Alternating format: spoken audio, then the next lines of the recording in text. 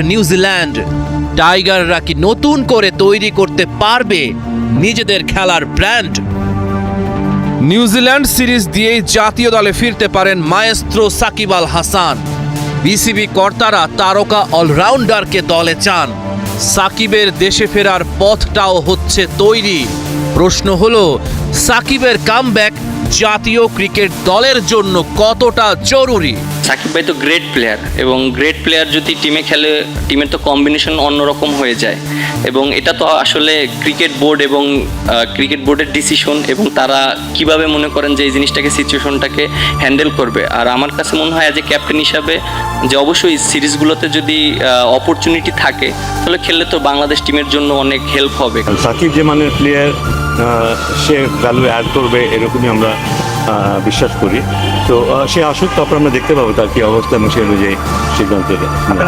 সাকিব আল হাসান তার ক্যারিয়ারের একেবারে শেষ বেলায় যদি বলি, সেখানে পৌঁছে গেছেন। তো তিনি যদি জাতীয় দলে খেলেন বা ফেরেন, বাংলাদেশের ক্রিকেটের জন্য এটা কতটুকু গুরুত্বপূর্ণ হবে? দেখুন, সাকিব এমন না যে সাকিব আরও 5 বছর খেলবে। I don't think that. Shakib হয়তো 2 to 3 ইয়ার্স খেলতে পারবে হয়তো, মানে বয়সের তো একটা ব্যাপার অবশ্যই আছে। এবং সাকিব আল হাসানকে আমি যতদূর জানি, তিনি একদম বেস্ট পারফর্ম না করতে না পারলে তিনি নিজে হয়তো সরে যান। পরিসংখ্যান বলছে নিউজিল্যান্ডের বিপক্ষে সাকিব বাংলাদেশের টপ পারফর্মার। ব্ল্যাক ক্যাপদের বিপক্ষে 23 ওডিআইয়ে 679 রান তার। বল হাতে নিয়েছেন 38 উইকেট, 5.07 ইকোনমি রেট। জাতীয় দলে ফিরলে সাকিবই হতে পারেন নিউজিল্যান্ডের থ্রেট। সময় যে খুব বেশি আছে তা তো না, বাট আমি আশাবাদী যে বাজেট টাইম সে চলে আসবে।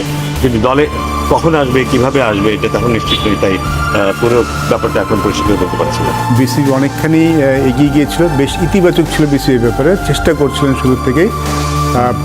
এই সিরিজটা আসলে একটু বেশি তাড়াতাড়ি হয়ে যেত। আমার মনে হয় যে সাকিব আল হাসানও হয়তো খেলতে অতটা, মানে সাকিব আল হাসান যখন মাঠে নামবেন তিনি একটু প্রিপারেশন নিয়েই নামতে চাইবেন।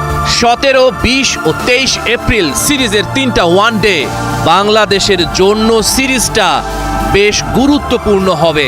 2027 ওডিআই বিশ্বকাপে সরাসরি জায়গা করে নিতে হলে র্যাঙ্কিংয়ে থাকতে হবে সেরা 9-এ। র্যাঙ্কিংটা খুব ইম্পর্টেন্ট, এবং আমাদের আরও অনেক বড় সামনে চ্যালেঞ্জ আছে। এই সিরিজটা আমরা জিতেছি আলহামদুলিল্লাহ, আরও অনেক বড় বড় সিরিজ আছে। সো আমার কাছে মনে হয় প্রত্যেকটা সিরিজই আমাদের জন্য অনেক চ্যালেঞ্জ, এবং আমরা যদি সিরিজ জিততে পারি তখন আমাদের জন্য অনেক ইজি হয়ে যায়। পাকিস্তানকে হারিয়ে র্যাঙ্কিংয়ের 9-এ আছে টাইগাররা, 2-এ ব্ল্যাক ক্যাপরা। নিউজিল্যান্ডের বিপক্ষে সিরিজ জিততে পারলে বাংলাদেশ রেটিং পয়েন্টও পাবে বেশি, র্যাঙ্কিংয়ে হবে আরও উন্নতি।